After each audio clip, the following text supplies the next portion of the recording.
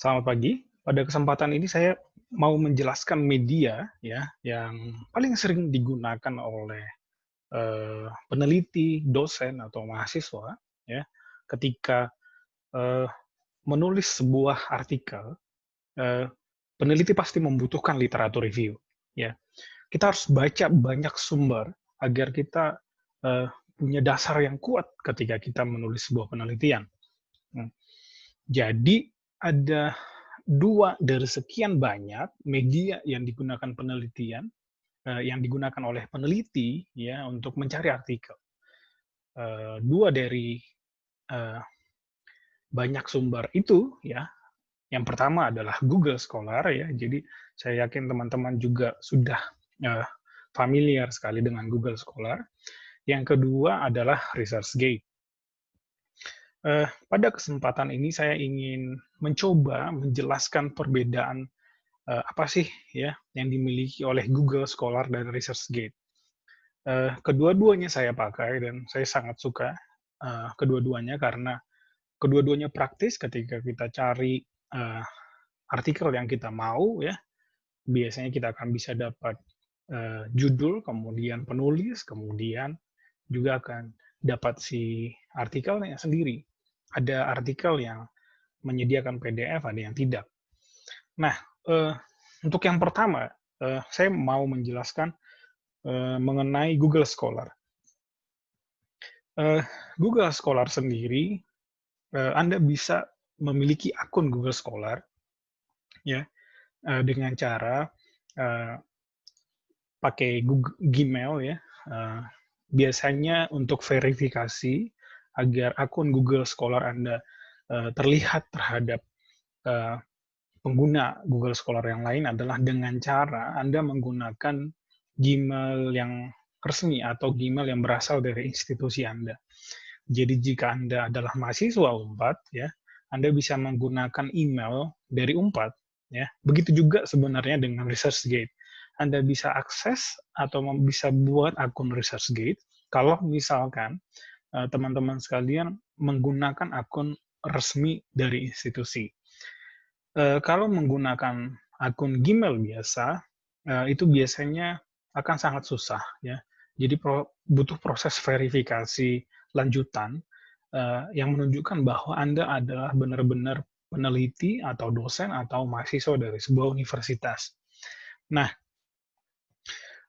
menariknya Google Scholar adalah, eee, ketika Anda misalkan membaca atau mendengar ya, ada peneliti yang berbicara di depan publik ya, kemudian Anda penasaran ya, eee, terhadap tulisan-tulisan beliau karena pernyataan-pernyataan yang disampaikan beliau itu benar-benar keren ya, eee, Anda bisa mencari di Google Scholar ya. Eee, Contohnya ya, eee, saya mau cari, misalkan salah satu profesor panutan saya di Departemen Ilmu Ekonomi Unpad ya, Profesor Arif Ansori Yusuf ya. Nah, oke, jadi kita bisa cari ya, kita search ya, kemudian eee, klik si akun Google Scholar Prof. Arif ya, Anda akan bisa lihat ya, eee, ini adalah tulisan-tulisan beliau ya, ada begitu banyak dengan sitasi yang sudah sangat banyak sekali. Sitasi yang tinggi itu menunjukkan bahwa tulisan Prof. Arif itu diakui ya, eee, kemudian dipakai untuk banyak penelitian lain dan itu menunjukkan hal yang sangat baik ya. Nah, di sini ya kita bisa melihat, apa, sitasi atau penelitian berdasarkan sitasi paling banyak ya, atau Anda bisa melihat penelitian-penelitian terbaru dari, Prof. Arif dengan mengetik, eee, tanda year atau tahun. Jadi ketika Anda pengen melihat penelitian terbaru dari Prof. Arif ya, Anda akan bisa lihat nih, apa aja yang ditulis oleh beliau ya. Eee, ini adalah, sitasi dari tahun ke tahun ya, dari di sini tunjukkan 2013 sampai 2020. Jadi, si Google Scholar ini sendiri, dia akan menunjukkan ya sitasi per tahun, total sitasi per tahun. Misalkan tahun 2019 ada 229 sitasi, terhadap artikel yang dipublikasikan oleh Prof. Arif, kemudian di tahun 2020 sebanyak ini, ya.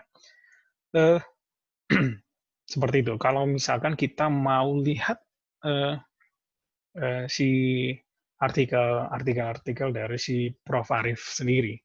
Nah, kalau misalkan kita mau lihat penulis-penulis dari sebuah universitas, ya, misalkan Universitas Pajajaran, citasi siapa sih yang paling banyak, Anda bisa klik Pajajaran University. Maka akan kelihatan ya, penulis-penulis siapa aja yang punya artikel yang paling banyak disitasi dari Universitas Pajajaran. Pastinya mereka-mereka adalah peneliti-peneliti yang andalan ya dari Universitas Pajajaran. Seperti itu. Nah, kemudian yang kedua, itu adalah yang pertama tadi, kalau misalkan Anda pengen mencari figur tertentu, peneliti tertentu ya.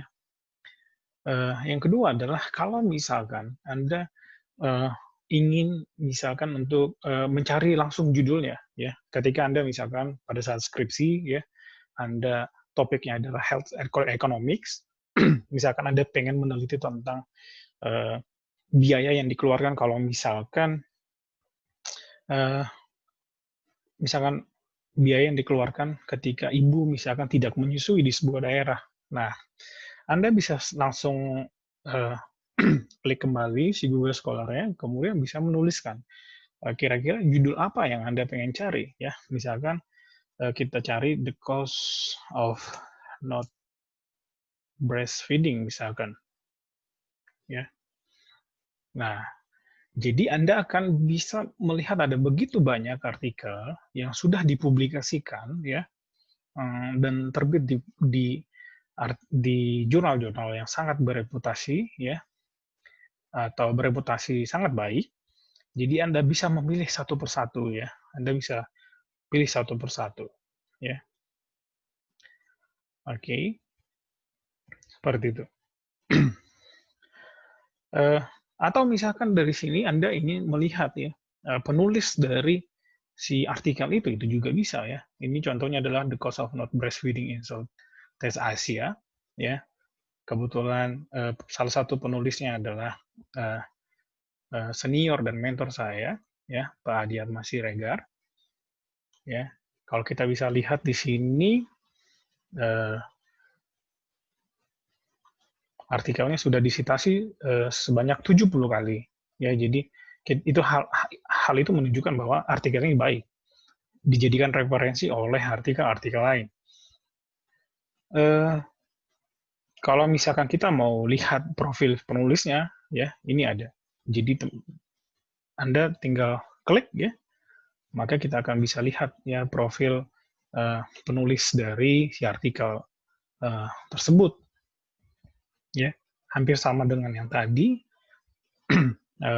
Anda bisa lihat paper-paper yang disitasi paling banyak, atau Anda bisa melihat juga artikel terbaru dari penulis yang Anda cari, ya, seperti itu.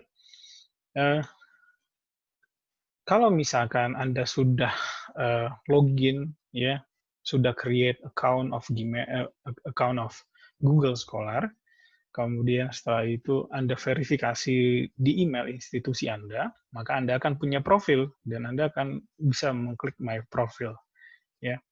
Di sini juga ada My Library, jadi kalau misalkan Anda membaca artikel-artikel di Google Scholar, Anda bisa menandai sebagai artikel yang Anda baca dan masukkan ke library Anda, ya. Kembali lagi, kalau misalkan sudah verifikasi email di email institusi si Google Scholar-nya, Anda akan punya akun Google Scholar, klik My Profile, ya, My Profile. Ya. Jadi ini adalah profil Google Scholar saya, ya, sama. Jadi kita bisa melihat artikel dengan citasi paling banyak, atau kita bisa juga lihat si ini ya, publikasi-publikasi yang terbaru dari peneliti yang kita pengen lihat ya. Kemudian di sini juga bisa dilengkapi dengan co-authors ya. Jadi maksudnya karena saya sendiri menulis bersama banyak peneliti lain, itu yang disebut dengan co-authors ya. Jadi kita bisa juga klik satu persatu ya. Salah satu contohnya misalkan adalah Dr. Bakti, salah satu peneliti dari Fakultas Kedokteran Universitas Padjadjaran. Anda bisa baca artikel-artikelnya dia, ya, yang paling banyak disitasi atau juga yang paling baru, ya, seperti itu. Jadi, itu adalah Google Scholar, ya, Google Scholar. Oke, nah sekarang kita pindah ke ResearchGate, ya. ResearchGate ini sendiri adalah bentuknya seperti ini, ya, bentuknya seperti ini. Sama sebenarnya dengan Google Scholar. Jadi Google Scholar sendiri dia akan otomatis menambahkan artikel-artikel yang Anda publikasikan di jurnal tertentu. Ya, jadi kalau misalkan Anda publikasi di jurnal A, ya, nah secara otomatis biasanya Google Scholar atau ResearchGate dia akan mendeteksi secara otomatis, ya, secara otomatis si artikel Anda pada jurnal tersebut. Jadi dia akan list secara otomatis ya. Nah, tapi kelebihan dari ResearchGate sendiri ya, misalkan Anda menuliskan ada artikel yang mungkin tidak dipublikasikan pada jurnal yang sangat baik, atau misalkan jurnal nasional pada Sinta yang tidak memiliki ini ya doi seperti itu, dia tidak akan bisa ini ya otomatis masuk ke dalam ResearchGate. Nah, pada akhirnya Anda sebagai peneliti bisa menambahkan langsung ya, menambahkan langsung baik si judul sampai ke PDF-nya ya. Contohnya. Jadi dia akan masuk ke bagian sini ya. Jadi di sini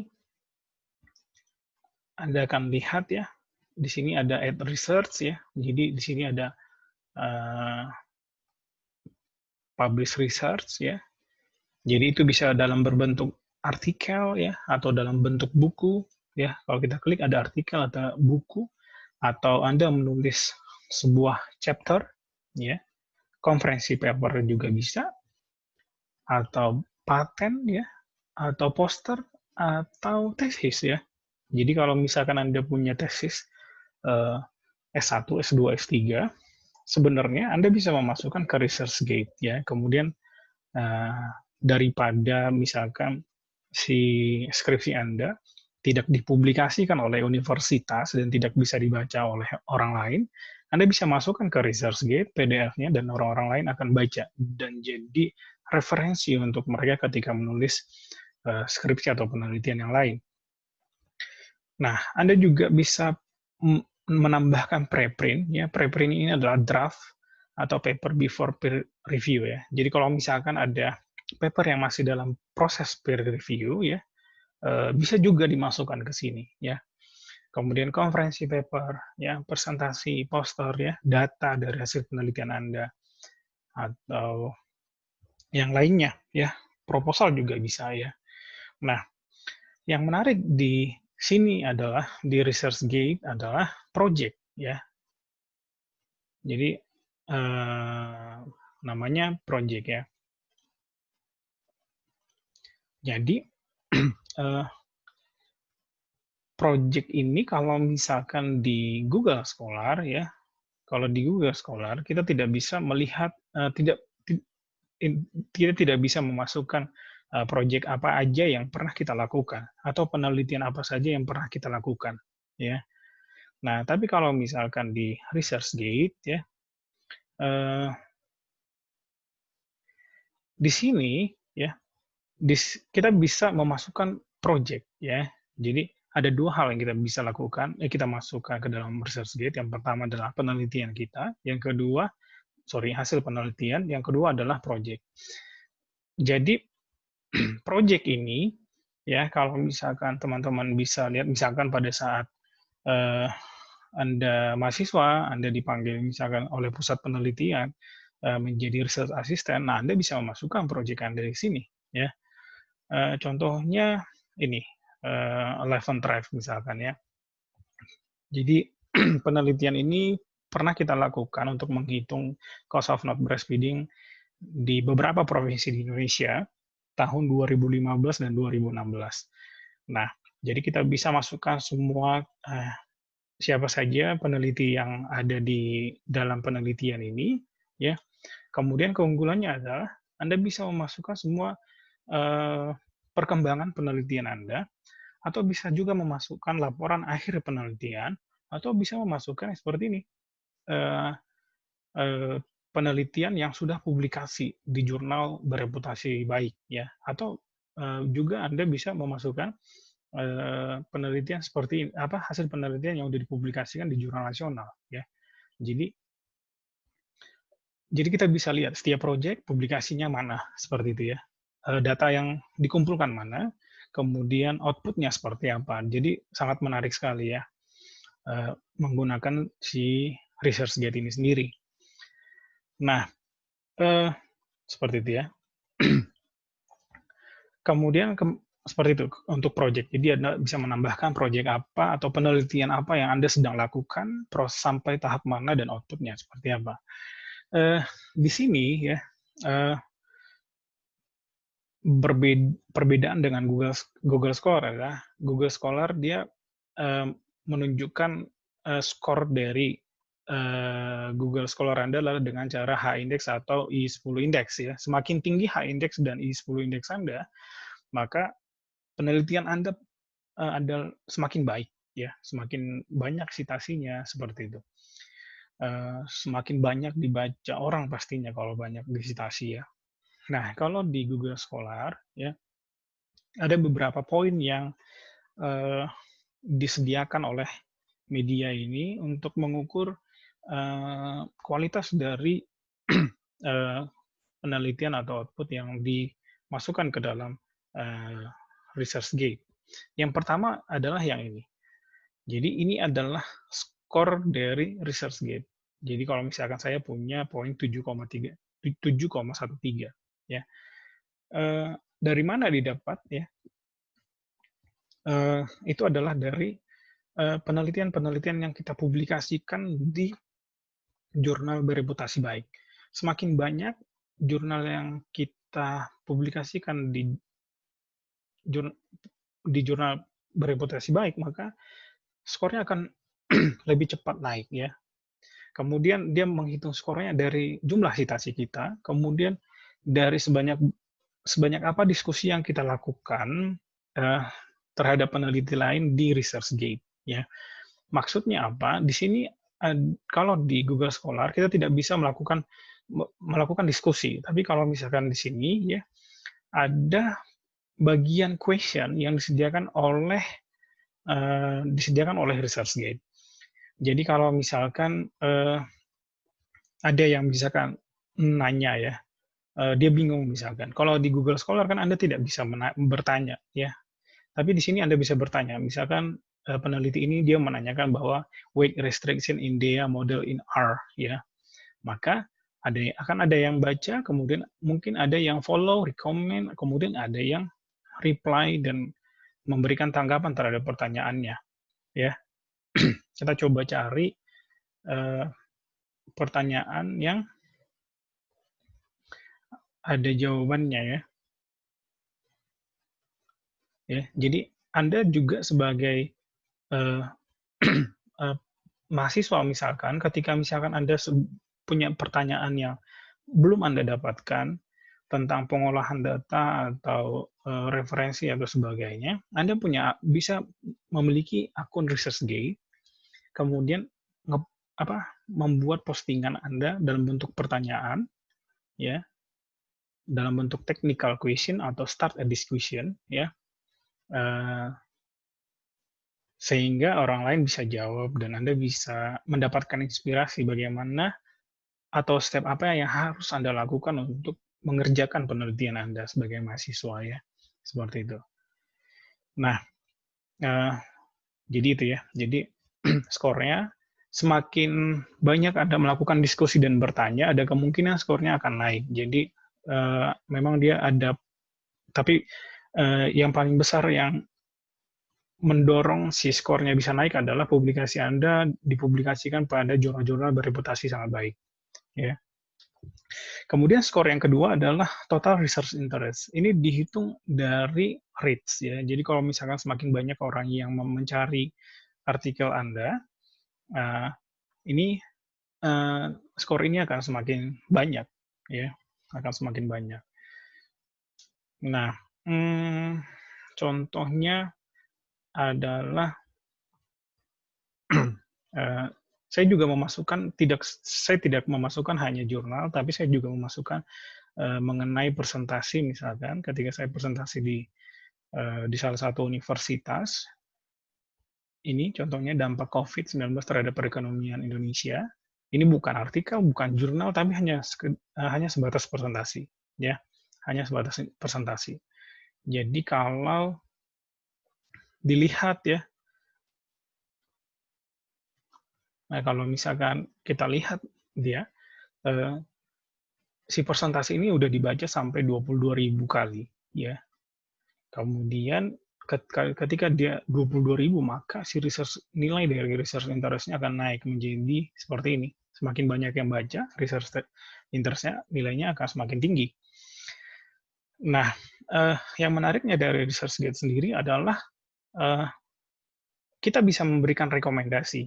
Ya, jadi ketika Anda membaca sebuah penelitian, hasil penelitian, kalau Anda suka, Anda bisa ngasih rekomendasi. Semakin banyak rekomendasinya, ya, mungkin penelitian itu baik ya, tapi tetap ya sitasi adalah yang paling baik. Semakin tinggi sitasi itu menunjukkan bahwa penelitian kita semakin baik ya. Nah, seperti itu. Di dalam ResearchGate ya kita juga bisa melihat ya siapa saja yang follow kita ya, siapa. Kemudian sitasinya dikasih tahu ya. Kemudian yang menarik adalah setiap minggu kita akan mendapatkan laporan ya, laporan statistik.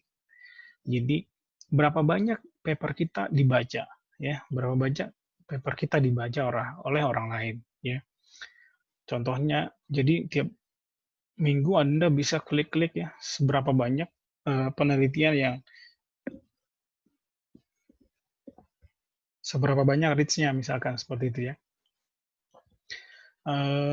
Nah, seperti ini. Jadi di ResearchGate sendiri juga dia diidentifikasi ya. Jadi peneliti siapa aja sih yang membaca penelitian kita dan apa yang dibaca, dan itu sangat menarik sebenarnya. Dan tidak hanya sebatas siapa yang baca, kita juga bisa mengirimkan pesan ke mereka ya. Misalkan bertanya apa kelemahan dari penelitian kita dan sebagainya. Jadi kita bisa lihat peneliti-peneliti siapa aja ya. Kita bisa lihat pada minggu ini misalkan ya, peneliti ini dia baca tentang dampak COVID ya, kemudian yang ini dia baca tentang determinan pembangunan daerah dan angka HIV di Indonesia.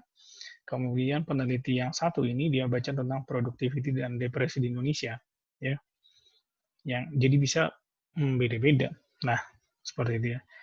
Per minggu kita akan dapatkan semuanya ya, artikel kita yang mana yang paling banyak dibaca ya, seperti itu. Oke, sampai ke bawah. Jadi dia akan lengkap kasih tahu detail ya. Artikel kita yang paling banyak dibaca. Dan dia akan ngasih tahu juga sitasinya ya. Artikel kita yang paling banyak disitasi. Nah, menariknya ResearchGate adalah dia akan kasih tahu ya universitas mana saja yang sebenarnya baca artikel kita ya. Seperti itu. Kemudian tidak hanya itu, dia ngasih tahu juga dari negara mana saja yang baca si artikel kita. Nah, menariknya seperti itu, yang ResearchGate ini sendiri ya. Kemudian Anda akan dikasih achievement kalau misalkan Anda menjadi peneliti yang artikelnya paling banyak dibaca dari departemen Anda, ya. Atau misalkan salah satu penelitian Anda mendapatkan bacaan 50, 100, kemudian sampai 1000 misalkan ya. Nah, ini 900. Anda akan diberikan achievement oleh si ResearchGate. Nah, menariknya ya, kalau di ResearchGate, contohnya saya mau ngambil eh, contohnya yang ini ya, indikator ekonomi dan angka tuberkulosis ya. Eh, Kalau kita klik judulnya, ya, Anda akan bisa lihat abstraknya, kemudian Anda akan bisa lihat si public full text-nya dalam bentuk PDF. Nah, lebih dari situ, ya, Anda akan lihat similar research, ya. Anda akan bisa lihat similar research, research yang mirip dan berkaitan dengan penelitian tersebut. Jadi Anda akan sangat mudah untuk ngeklik langsung, ya, ngeklik kemudian untuk menjadi bahan bacaan baru untuk penelitian Anda, ya. Nah, seperti ini. Anda juga bisa akan mengecek siapa-siapa saja yang menjadi penulis di artikel itu. Dari sisi referensi juga, ya, dari sisi referensi, eh, referensi dari artikel di sini, ya, di ResearchGate, dia langsung juga apa eh, nyambung ya ke penelitian yang sebelumnya. Jadi Anda langsung bisa klik lagi jadi bahan bacaan baru ya. Kalau misalkan Anda lagi menulis tentang determinant of TB, misalkan ya, Anda bisa menjadi nambah tuh si literatur review-nya ya. Jadi sangat menarik sekali. Jadi si ResearchGate ngasih tahu similar research-nya, kemudian kita bisa langsung ngeklik si reference-nya ya, dari reference-nya sendiri. Uh, Menariknya di ResearchGate juga adalah peneliti lain bisa komen ya. Peneliti lain bisa komen, kemudian dia bisa kasih masukan seperti itu. Jadi mm, itu ya. Jadi intinya ResearchGate sama Google Scholar sebenarnya sama ya. Uh, Intinya ketika kita sering visit ResearchGate dan Google Scholar untuk cari artikel, semakin banyak baca, itu akan membuat wawasan kita dan literatur kita akan semakin tinggi ya. Jadi ketika kita menulis akan menjadi banyak inspirasi baru untuk kita ya. Demikian yang bisa saya sampaikan. Ada begitu banyak sebenarnya juga yang bisa dielaborasi perbedaan antara Google Scholar dan ResearchGate. Tapi pada dasarnya adalah uh, mari kita membaca, ya, mari kita menulis karena akan bermanfaat ya. Terima kasih banyak.